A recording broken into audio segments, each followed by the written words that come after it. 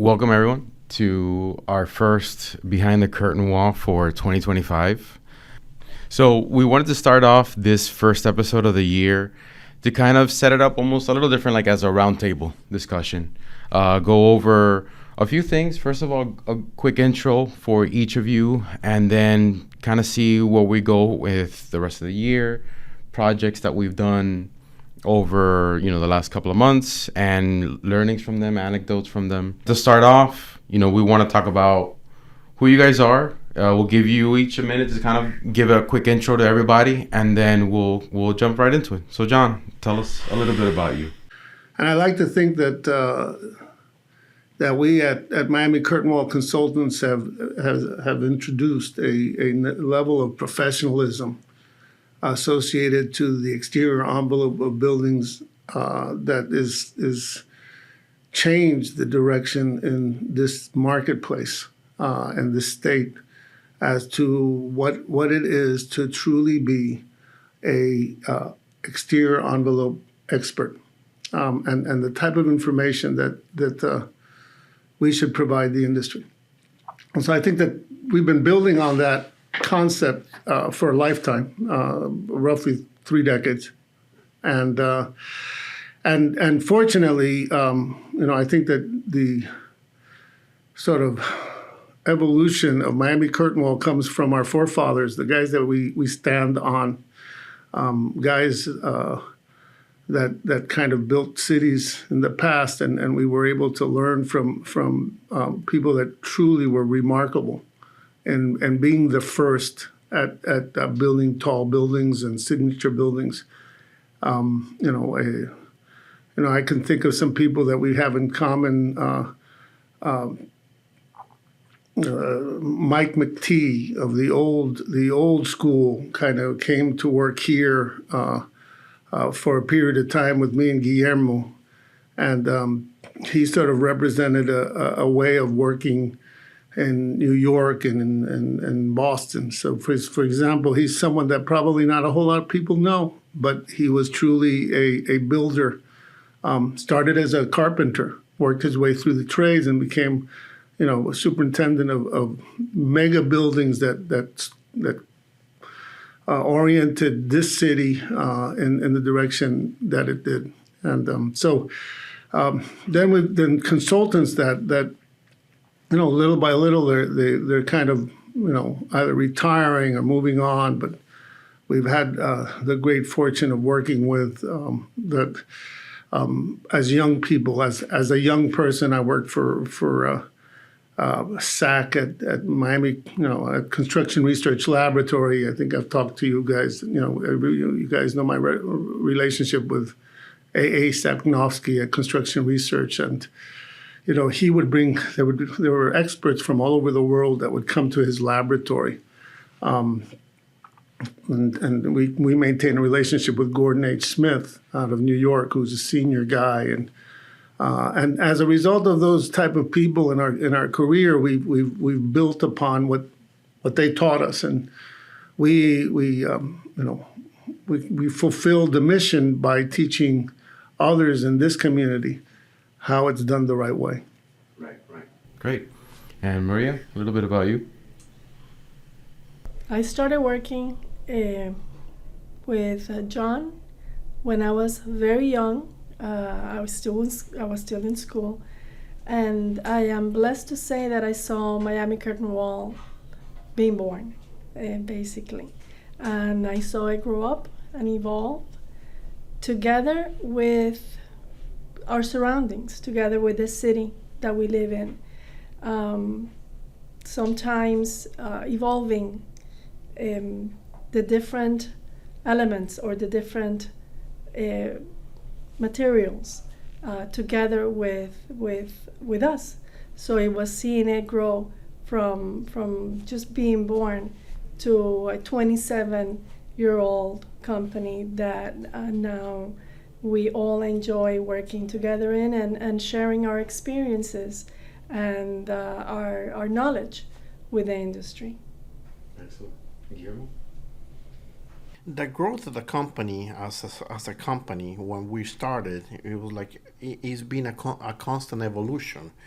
on a constant improvement of how Maria started talking about the evolution of materials, the evolution of the company, and the evolution of growth into redefining who we are. We all have a background in architecture. We're all architects, all licensed architects, and how we found the need of integrating the knowledge of the materials to integrate into the projects, and the integration of systems in the integration of the details and how the details come together, because the details is like a puzzle. It's like the details can become the whole scheme of a puzzle. Like when the whole project is complete, like how all the pieces come together. So when Maria talks about watching Miami Curtain Wall sort of become what it has become, and I kind of recollect from the history of where we come from. I would feel uncomfortable in leaving out people like Gene McGovern, who was a developer in Manhattan, and that had a lot to do with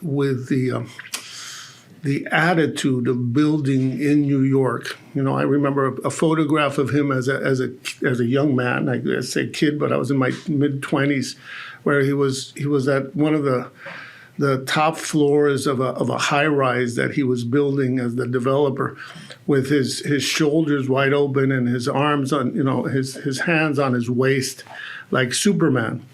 But he wasn't, but everybody knew who he was in the industry in Manhattan, and he ran a tight ship. And that attitude with clients that we have that are very beloved, like Michael Piazza, who's a developer, a rep at for Terra, which is a huge company doing great, fantastic work. He's become that guy, right? And we're able to sort of stand beside him and support him while they're building these tectonic icons that will last for 100 years, and shaping the image of South Florida. And there's others like Mike. I'm not just going to say him, and I don't want to leave any of our great clients out. But I know that I did not know at the time, talking to Michael Piazza, that he knew and worked for Gene McGovern. And that's why we have such a comfortable relationship with him, because in New York, he's a Boston guy. So he knows that culture, and he helped bring that culture to here. Carl Morris is someone I worked with, with Morris Diesel. Morris Diesel did a lot of the iconic buildings in New York, the RCA building, and things of that nature. Mm-hmm. And having seen how he ran his ship as a contractor, and then understanding by looking at how they did the work of the last century building a city, I can sense and compare the developers that are coming into this marketplace. Iconic men, and ultimately people that laid down the law here, like Peter Iglesias and Manny Lopez. I had the opportunity to act as a building official, as a third party for Manny Lopez at the city of Coral Gables, who sort of set the standard of what a building department should do reasonably and responsibly.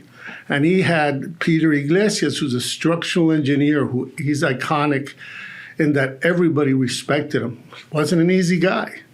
And when he had to make a difficult decision, he would make it. Right. No, and one thing I was thinking about was, obviously each of you are extremely talented, and you have an area where you lean more towards and you focus on. How was that towards the beginning, and how was that dynamic and kind of bringing it and evolving to where it was today? Was it always that way, or do you guys feel like you fell into place over the years? I think that's a great question, because I think that sort of fills in. I think that when Guillermo joined us I don't know, 27 years ago, Guillermo, little did we know how technology would change the way we operate. And Guillermo has always been very technically inclined, very mechanically inclined as to how that puzzle of details comes together. And I think we wouldn't have the sophistication if Guillermo didn't know how to operate the screen when it would go down in the early days, when computers would break down every few hours. I don't know, Guillermo. What do you think? Well, we're talking about like the Windows, the early version of Windows, when they were like very prone to the what we used to call it the screen of death, the blue screens. They used to get like Windows, and like, and those are the challenges of like how we used to set up our backups and just our to be able to save our information. On not only to save the information, how to be able to share the information, because on the early days it's like when we will do the inspections, it was just like taking a photograph, taking a Kodak photo, taking a development, and then just pasting it on a piece of paper so we could send a report, and then just making color copies to send the report. Is before the age of the digital cameras. It's like now with digital technology, it's just like it became a challenge also, because now it's like how do you organize, and then it just becomes I guess like because now that you don't have to develop a film, is you, instead of taking 2-3 pictures, you take 300 pictures. And how do you organize it, and then that became another challenge because of storage. How do you store your files? How do you create a file? So it's been a constant work in progress and a constant growth of technology and how everything develops. And how would you say your involvement in the company from when you started to now, how has that evolved? Where do you see yourself leaning more towards in terms of going out in the field? Because I see that you're always out. You're always out on field projects and inspections and everything. Has that always been that way, or do you feel like you're the one that likes to go out more and talk to us a little bit about that? Well, it's just like I think it became very organic, because like I like to be seeing how the details get when the detail gets produced, and it gets produced at one level, but just making sure that detail could be done on the field, because it's like the job site conditions are always a challenge. It's like you sometimes you draw it up in paper, but like depending on the materials, the temperatures and the field conditions make it a challenge. It's like oh yeah, this material like working in this condition is like, yeah, it's very hard because of it gets windy, it gets hot, it gets dusty, and on each material the evolution, like as the times have gone by, the materials have evolved. So have we. So we have to keep up with the the technologies, the low VOCs, the chemicals, the environment, and the different conditions. Because it's like, oh yeah, this how the materials evolve is the new. It also creates a new challenge. And what about you, Maria? How do you feel like things have changed for you, or how do you feel that you've evolved in the company to being where you are today? I think understanding all the aspects of architecture, consulting, construction in general. I think that is something that we all share, in the sense that we all kind of do inspections, some more than others, but we go to the field. We all share in developing details. We all share in understanding the materials, but the strengths of each other are what really highlight the moment, and we pull on that as a team. Yeah. We bring each other in, and we try to basically use that strength of each other, so that we can rely on the best answer to every problem that we encounter. Understanding basically the nature of the materials, like Guillermo was saying, understanding how things were built before and what is different now, not only in terms of the technology, but also the psychological approach. Understanding something as simple as what goes first. Can you actually do apply a sealant if you install this piece first or not? So that our details can reflect all of those aspects. And then, like I said before, feeding from each other, our experiences, the things that haven't gone as great as we expected the first time around, and what had to be done in order to make that better, to perfect it or to improve it, whatever the case was. Right. And speaking from the company in general, over the past 27 years, how do you see things have changed in terms of the industry? Like, what are the things that stand out to you all the most in terms of the biggest shift in the industry from a Miami 27 years ago? I think speed, basically. Yeah. The expectations of things are just so much faster. They're almost immediate. That doesn't reflect directly with the speed of the construction all the time, but the expectation is there. Like Guillermo was saying, space in terms of the digital space, files, how do you organize so many more files? You don't need the physical space as much, Right. but the digital storage space is required. The vision, everything is taller, everything is lighter, everything is thinner. Back in the day, I remember counting the high rises in Miami with my two hands. And now you just look into the horizon, and it's incredible how much it has changed, the movement. And The going entire back to city's under that, construction. to the speed, all of it is so Yeah. much faster. Right. And keeping up with all of that is basically the challenge in construction, and is what we try to do, to stay right there with the development of all of those elements that come together, and eventually we all can enjoy that building or that construction art piece, Right. whatever it may be. John, what do you think? What's been the biggest shift for you since? So I think the thing that catches my attention is that you think you know what you know, right? And sometimes you don't know. I think that Maria sparks an idea of speed. Then Guillermo talks about the first, Apple window software that, you looked into the screen and you expected the computer to respond, and so the information is there, and you feel like there's this interaction with this machine that you're feeding information. With 30 years of experience, and in my case, 42 years. So it's 42 years of experience. We are the machine. We're the database where someone could call us up, and there's a right answer and a wrong answer. Right? And people will call us in the middle of the day, and they'll say, we're thinking of doing this.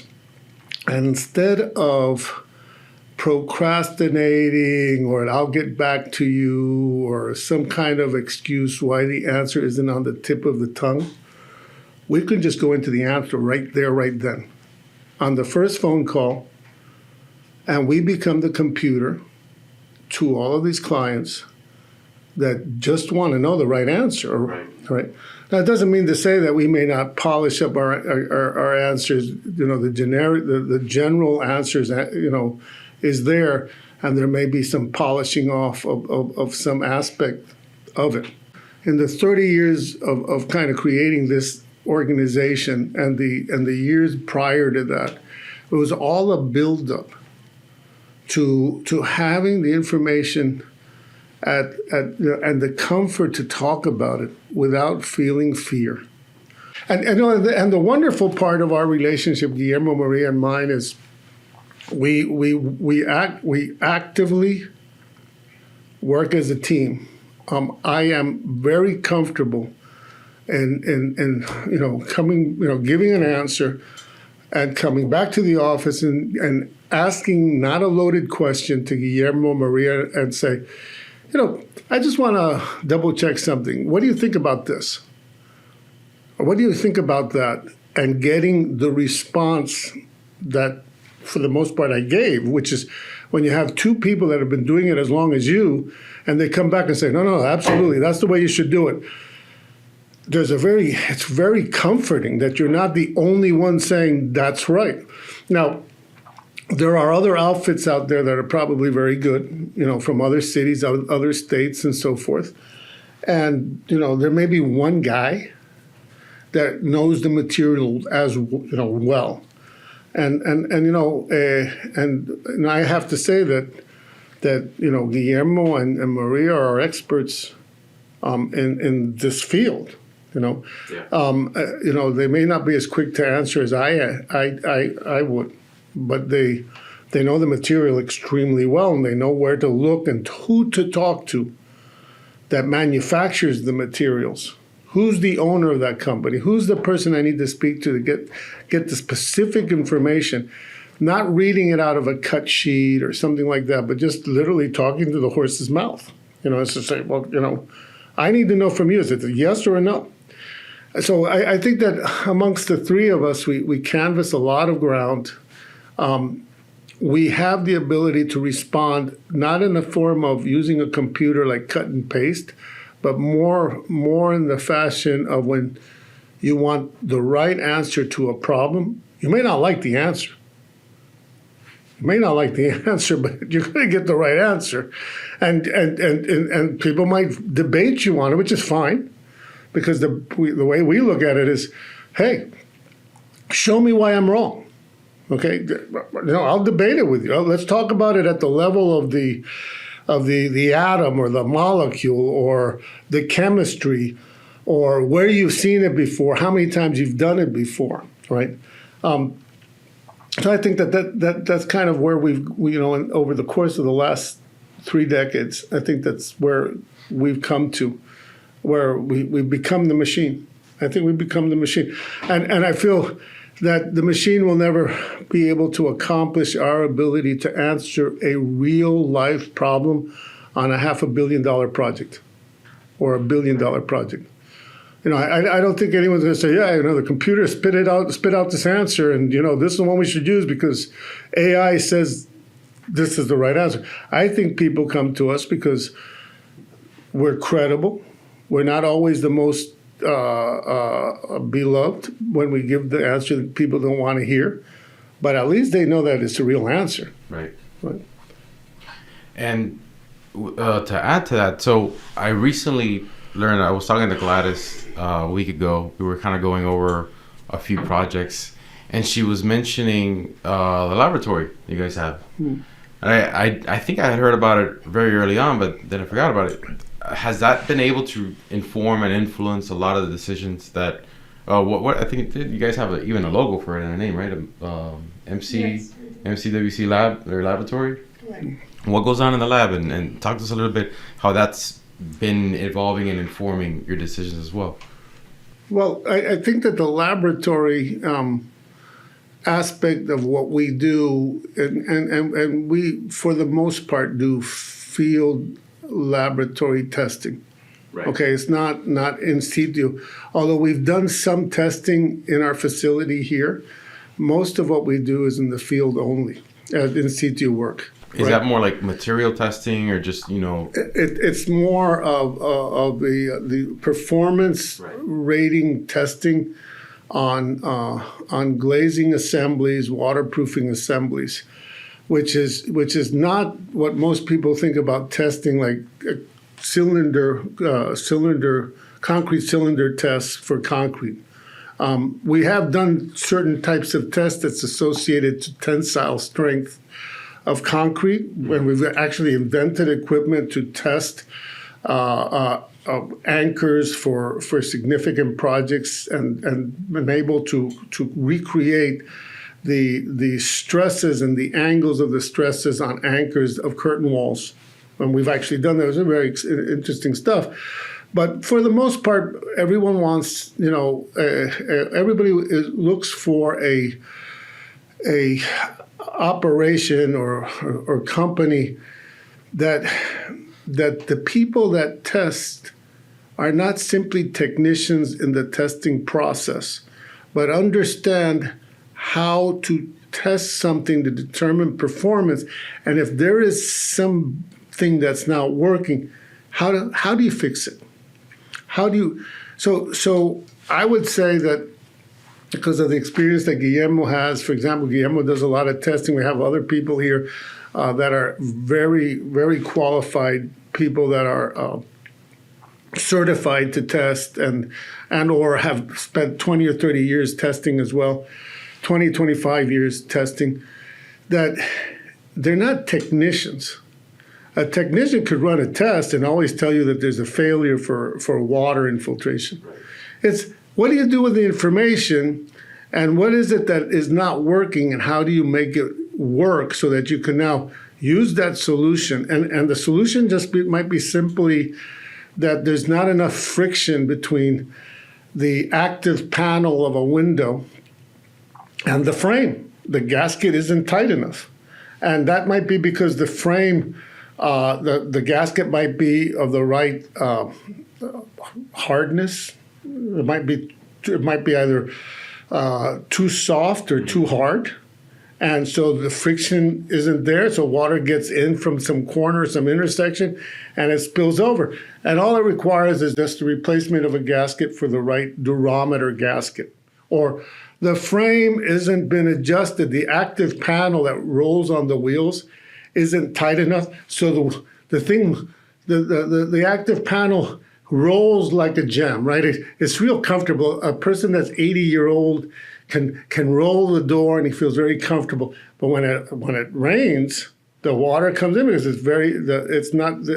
gasketing isn't there. Right. Whereas it has to be that panel has to be adjusted properly, then retested, and if you test it and the thing actually works, usually it's really hard to move the door because the frame the wheels are adjusted against the track in such a way that everything is very, very tight. Okay, but it's really hard to roll the door, right? It's really hard to roll the door. So some people that buy a unit say, "Well, the doors don't roll so easily. I want to be able to move it with my finger." Right? Yeah, but when it rains and you have a hurricane, a whole lot of water is going to come in, and then you're going to complain. So what is it that what's the fair, reasonable solution to something like that? And I think that those are sort of things that we can answer in a very simple way and explain to somebody, look, things have to be tightly fitted together so that moisture doesn't come in. Well, when you're testing, you can tell. And you're not necessarily just a technician. You're an expert, like Guillermo is in glazing. And he could say, you know what, you need to adjust the door, you need to adjust the fasteners at the top, at the bottom. You're getting a leak because a little bit of air is coming between the panels because they're not adjusted properly. And then you fix it, you run the test again and say, sure enough, that's all that was required. A technician doesn't know how to do that. Right. All right, and so we find ourselves in a very good place with testing because I come from the laboratory. I was a test engineer at the laboratory at CRL, and I would help fix things that were well done and needed just a slight adjustment. And I've passed that on over the years. Guillermo and Maria are expert. They're more test engineers than technicians. And I would say that there's a lot of folks that know about testing. They just don't know about glazing. And you need to know both. And I think that's what sets us apart. And for the most part, to be a glazer matters. Okay, the word glazer for those people that are not in the industry is usually a sign of respect from one person that knows how to install windows and doors to another person that says you're a glazer. Because a glazer is a person that knows how to install a window or door in such a way that it doesn't leak, it doesn't blow away, the panels don't break, you don't have all kinds of problems. I'll tell you that I don't know a whole lot of glazers out there in what we do. There's a lot of people that know generally how things work, but you can't say they're glazers. Right. Now, I wanted to move on to earlier this year, you all went to World of Concrete. How was that experience? What were the biggest takeaways that you got from that? There was a lot of information and a lot of push, let's say, in the market to making everything more green. Yeah, right, more sustainable. More sustainable. And like I said before, being able to go higher, taller towers, to span longer distances. All the how to make it stronger and not as heavy, how to reinforce it in different ways, and enrich basically all the elements that we choose from as architects, as constructors, as designers to make the buildings work basically. Guillermo, any big takeaways from World of Concrete? Like what Maria mentioned is the how the carbon neutrality of materials, and carbon is a big factor into the concretes, and how the producers and that, like, they're all working towards trying to make the products more carbon neutral, which is always a challenge on material that depends so much on carbon. How do you make some? How do you, like, if you take something, as Maria mentioned, as the chemist, that if you take something out, you have to replace it with something else to replace that, to fill the void, and how the technology evolves, and the and to have the track record, because it's like when you come up with a new product that is carbon neutral. We saw it in like, for example, like technologies on the batteries, cars with batteries. I mean, there's a new technology now being to how to recycle the batteries, or like that's going to be an industry, because right now we don't see it, but down the road there's going to be an industry of, like, okay, how to make those batteries that have already served their lifespan, how to reuse them and how to make them better, and how do you, so it doesn't hurt the environment on the long run. So the same thing is going for concrete. It's like how to make the products better, and how to be able to recycle on the buildings that are getting replaced, the recycling contents. That's a big takeaway from how the industry is approaching the subject. Right. No, that makes a lot of sense, that new industries would come out of that. John, any takeaways besides the great food and sightseeing you guys saw? No, so I'm always energized, and we spend likely about 3 days in seminars, and they have a good host of senior guys that are experts that speak to the subject of materials such as concrete, but other aspects that affect the exterior envelope of buildings, such as air and water, right? And there's always something that sticks, that catches my attention from these senior guys that are, I'm not going to say they're older than I, but they're within the same generation as I am. Right. And there's a lot of head nodding, yes, that I can sit there and I could say, I agree with this man, and he's seeing the same thing I'm seeing, but he might be in Houston or in somewhere in the Midwest, and they're seeing the same kinds of things that we're looking at. So it gives me, it encourages me that we're doing the right thing, right, in our industry. There's always some moniker that comes up from where I can take away and say, boy, that's a great line. That really just sums it up in a beautiful way. There was a senior guy, I don't remember his name right now, and he said, I spent the last 40 years, he was a PhD in structural engineering, and he talked about concrete for I think 4 hours and then another 4 hours. The takeaway from the conversation is that towards the end, the guy says, I spent 40 years in figuring out the amount of air entrainment, the amount of oxygen molecules that is the right amount of oxygen that should exist in the concrete that's being poured, and how that relates to the strength of the concrete. So he says, so I'm pretty much an expert on air, on oxygen. And I think as I sat there and I said, I think I'm kind of an expert on water, just the molecules of water and what's the fair amount of water that should come through a glazing assembly or not, what's reasonable, what's not. And it's been 40 years of exploring what water does to materials, and especially in Florida, where it's one of the climates that gets the greatest amount of rain and storms and so forth. And and it's those moments where you say, hey, look, this guy's an expert on air and I'm an expert on water, right? And we both know a lot about concrete.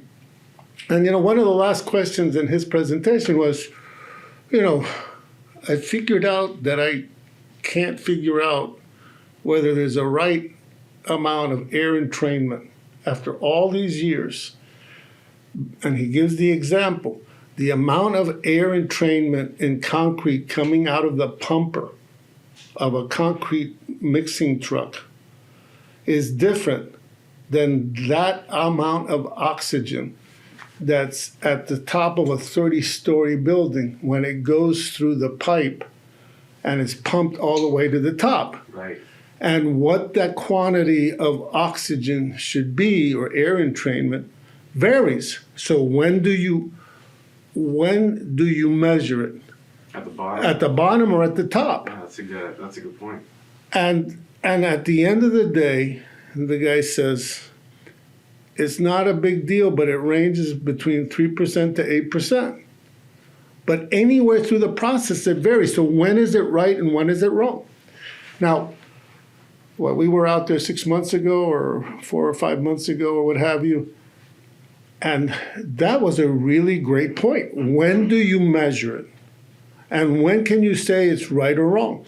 Now, I've seen people that are book smart on concrete talk about a specification that says what is the allowable air entrainment in concrete. And they come back 5 or 6 years later, the concrete is solidified, it's well segregated, there has its proper concrete, its strength, and the air entrainment varies from the 3% that the spec said. And they come back and they say, well, concrete is defective.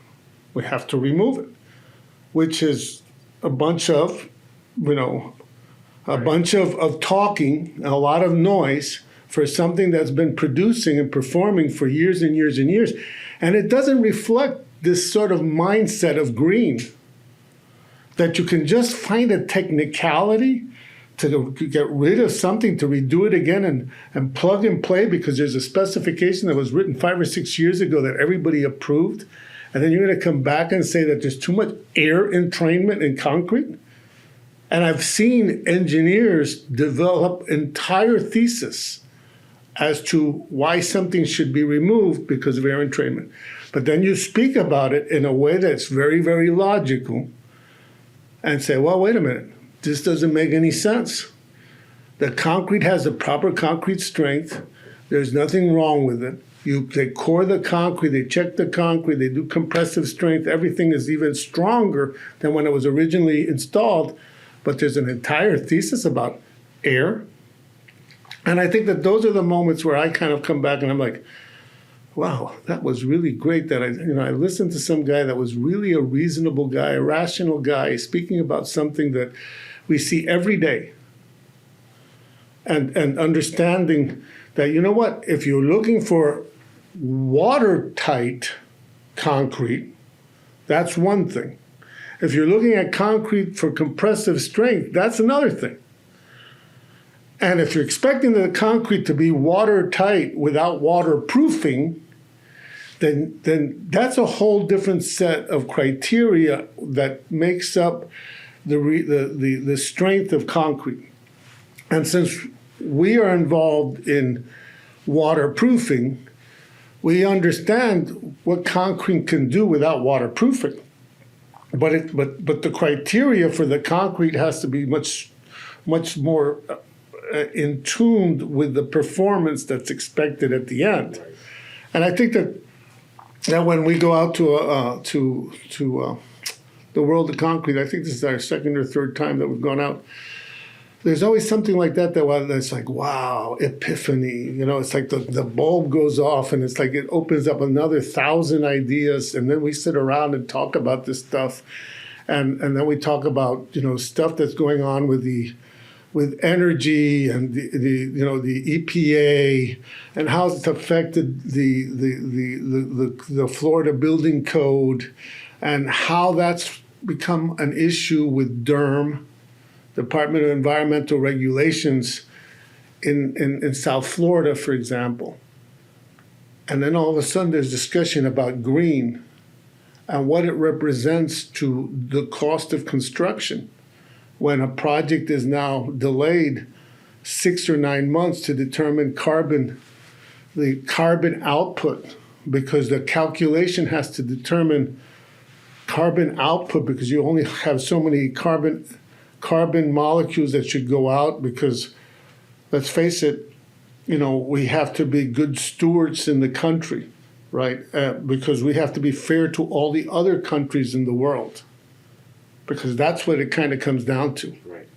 And that conversation is a very deep conversation when you're trying to put people to work and housing for people that they need to, that are different demographics. And so you can't price them out of the industry or out of the housing market, because you're dealing with these concepts that are really esoteric, like back to air. Right. Back to air entrainment. At what point do you do that concrete in such a way that it's green, which, by the way, the Romans didn't do, right? The Romans who invented concrete weren't thinking green. They were thinking aqueducts to move water, right? Fresh water supply. So at what point does it become unrealistic for a society or population where you may, in fact, be incorporating esoteric academic theory into something that's, that needs resolution immediately? If not, we're going to be finding people living in tents. So what's worse? Lowering the level of comfort, and expecting people to live in either tents or caves, or creating utilizing concrete that's been used throughout the world. Is probably one of the products that every country has plenty of, because there's plenty of sand, right? And cement can be generated. To having to change the way we look at building because of some calculation or estimates of how much carbon should be, generated from a certain place. And I think that the code has sort of really changed in that direction. I think it's going to change back. I have this feeling. All right, it's going to change back because there's all sorts of reasons why it benefits some places in other countries to hold us back from building, and I think that there are moments like that where you kind of look at what's happening in South Florida, where there's the boom of people moving to Florida, and we have to house them, right? We have to house them, and I don't think it's right to say, oh well, hey. Tent structures is the way to go, although tent structures could be really beautiful if designed by an architect. But that technology is very expensive as well. Right. Well, moving on to projects that we've been working on in the last couple of months, anything that's stood out in terms of a challenge or an approach or an anecdote that you thought was interesting that it would make for a good story? Well, like when we started talking about like how the evolution of materials have evolved and how they have gotten better, it's like if you go back 27 years ago when we started, like the biggest building they were like being produced in South Florida, they were in a way limited by like the technology that was available. The piles that were being driven back in the days, the maximum piles were like 70, 80 feet, because the biggest machine that they had to drill the piles were capable of that was the maximum capability. So they had to incorporate into doing like a lot more than like now with the technology and the evolution of that. Now you see 200-foot piles being driven, because now there's the equipment. And that back in the days they didn't have those type of equipments to do, because our unique environment that we have in South Florida is that is different than the rest of the country. Is in some areas is very sandy. Is like Florida was like with the Everglades, and it's very mucky, and to be able to find the bedrock is you have to go deeper to be able to sustain the buildings that were like that they're being erected and being constructed nowadays. You have to go deeper, and then how the technology has evolved, and there's new technologies of stabilizing the soils, how to make the sandy soils buildable. Because it's just to be able to construct on sand is hard. Right. Maria, any projects that have come to mind that you feel this year has been a great challenge or approach to the way that you've tackled them? I think mainly when it comes to existing projects, let's say, finding those projects that may be 30, 40, 50 years old. It comes to a point where you have to go back to those projects and make sure that they are still adequate for what they're being used at this moment. Understanding the new technology and being able to replace those elements that didn't quite work as intended originally, or that they were designed that way because there was no other way. Utilizing at this moment those advancements that we have in the industry, and being able to in a way, let's say, complete that envelope, provide a new or plug in a new element that basically makes the entire exterior envelope work better.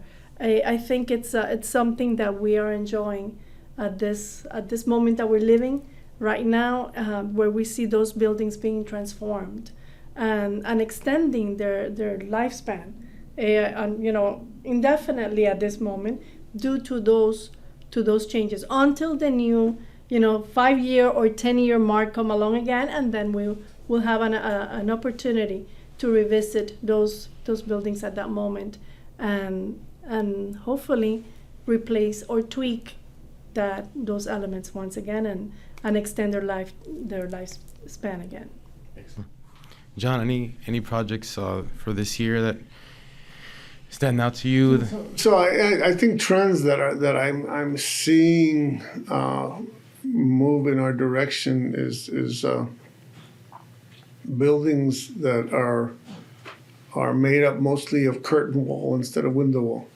And I think that there was for a good 20 years there's an enormous amount of residential construction that was built, and now kind of following in its footprints is the kind of the commercial market that's introducing curtain wall, and I think that let's face it, our company's name is Miami Curtain Wall Consultants, right? So a plug for us is we are the innovator in that area. That's a highly specialized area that the up and coming guys haven't really experienced as I have, and we have. And as a result of that, one of the premier examples of curtain wall, which is the Miami Arch building. We were involved in that project, which was by Primestalisa, and that's the quintessential example of a range screen pressure equalized that most young kids coming out of college, they learn about that as an idea in a book that I used to teach from 15 years ago. What that meant, and it's one of those of what's pressure equalized, and so forth, and it's something that's second nature to us. What are the pitfalls of a system that goes into a 60-story, 80-story high rise? That's a curtain wall.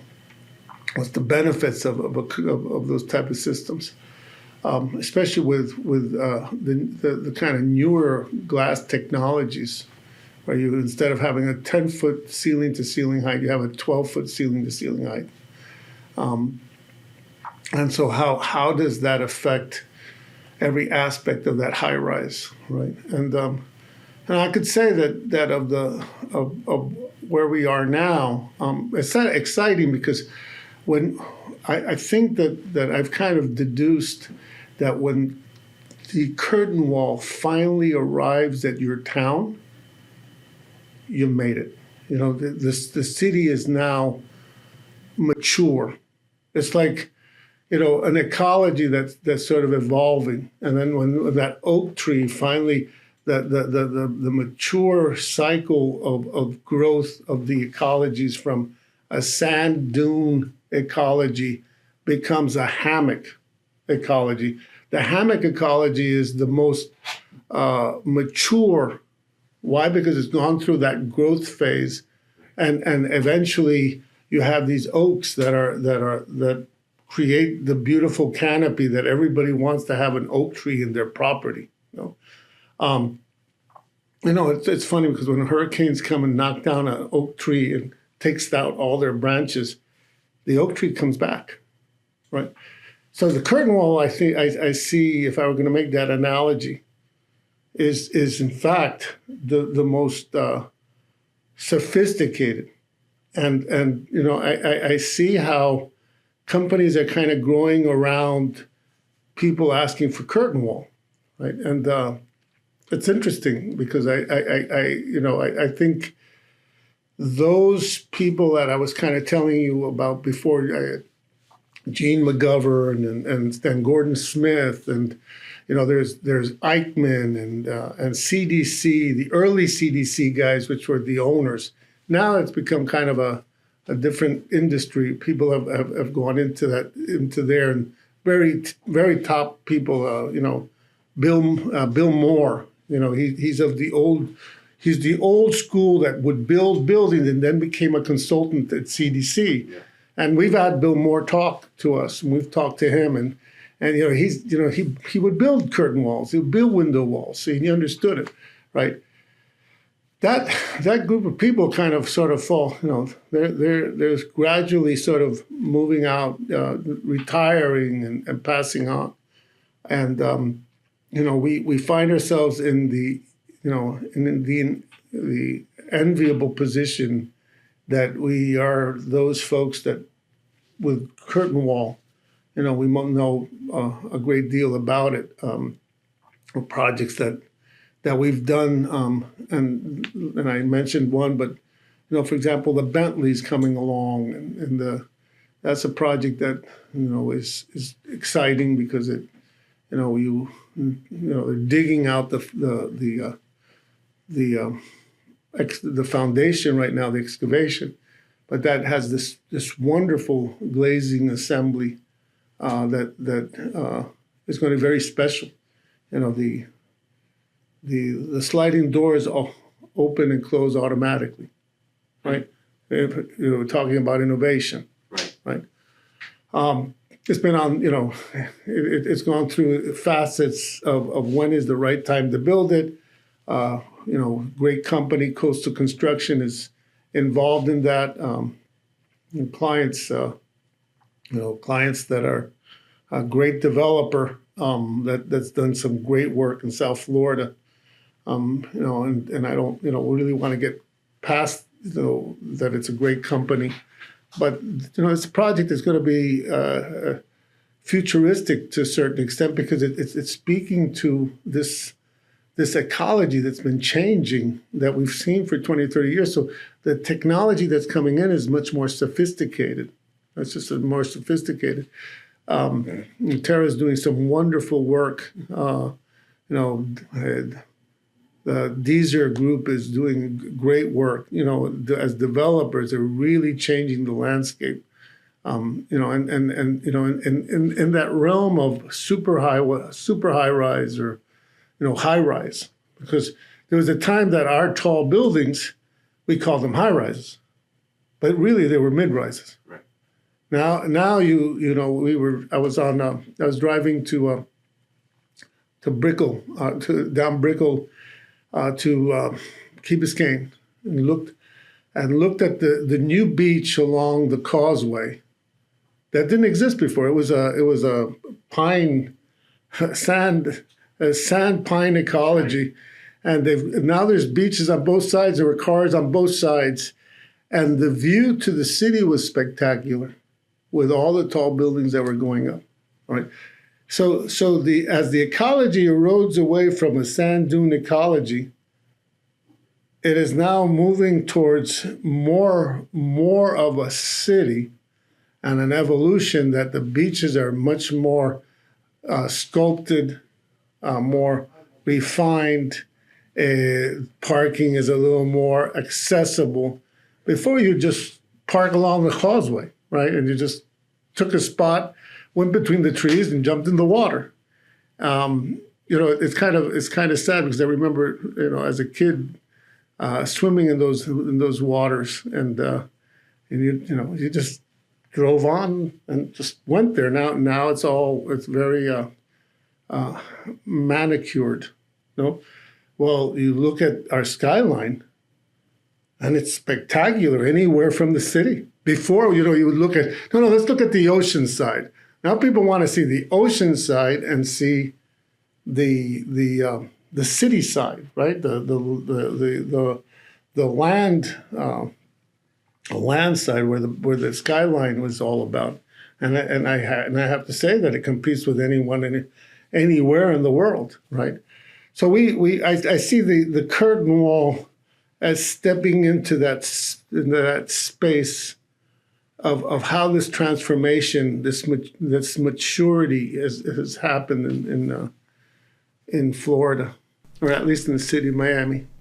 No, I agree. I think the city is really, with the amount of construction going on and the amount of attention it's getting, it's really reaching that peak moment, with technology and with the curtain wall. So I think that wraps it up for today. I think it's been a great first episode for the year. Thank you all for your time and attention. So, and thank you for tuning in. We'll see you all in the next one, and make sure to always like and subscribe.